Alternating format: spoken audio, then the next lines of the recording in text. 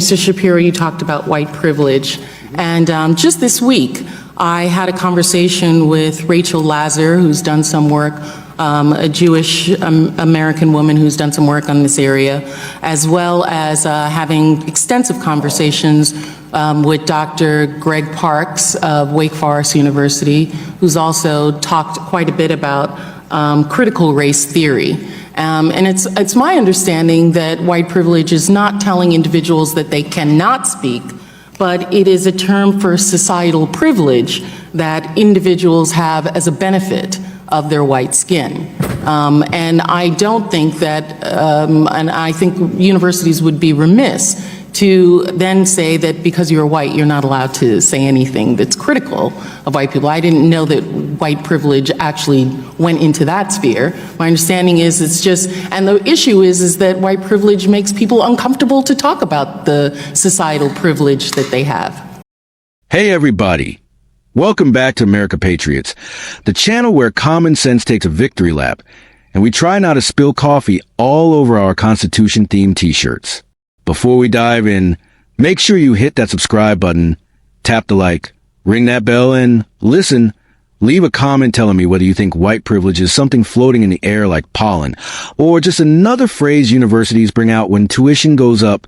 Here, we react to the wildest political moments, defend free speech like it's an endangered species, and try to stay sane while doing it. So if you believe in open debate, a little humor, and not yelling at people in latte lines, this is your channel. All right, Patriots, let's talk about this video. Well, to me, what I say on campuses all the time is if you want to cite instances of racism that we can all find and fight together, that's something that I'm more than willing to stand next to you and fight, because that's obviously stuff that we should fight together. But when you just say that there is a white privilege out there in the ether and that by dint of birth your skin color generates for you an advantage, what you're really saying to people is that your view is less valuable because you have not experienced what I've experienced. And that is an identity argument, that's a character argument, that's not a rational political argument that can actually be taken on in any way. It's more of a cudgel and a club than it is an attempt to open a discussion. Well, I think it's a demonstrable evidence that through society's demographics that being white has societal privileges that being black does not. But we can talk about how that manifests, because that's I'm also interested in what you just said now, is that you would stand next to anyone who has this.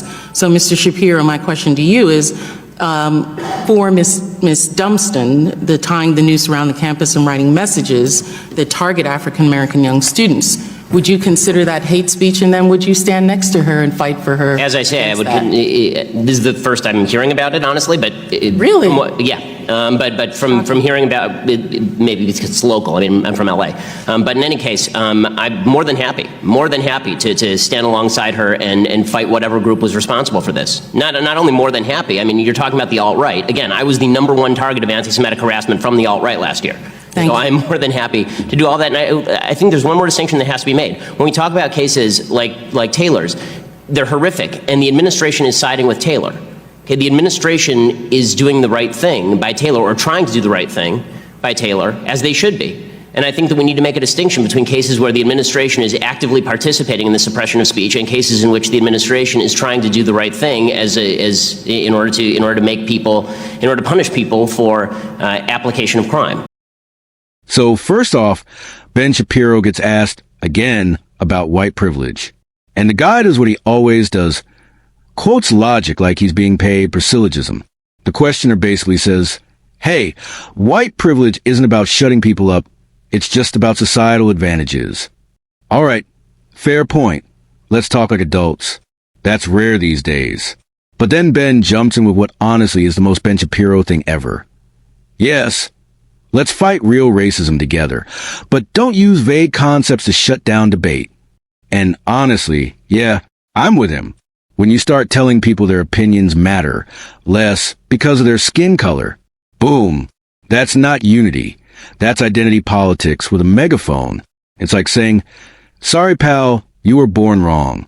Please sit quietly while we explain your life to you.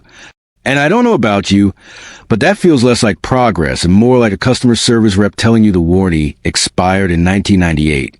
Now, the questioner brings up a serious case, a student getting targeted with racist noose messages. That's real. That's disgusting. And no one should have to deal with that garbage.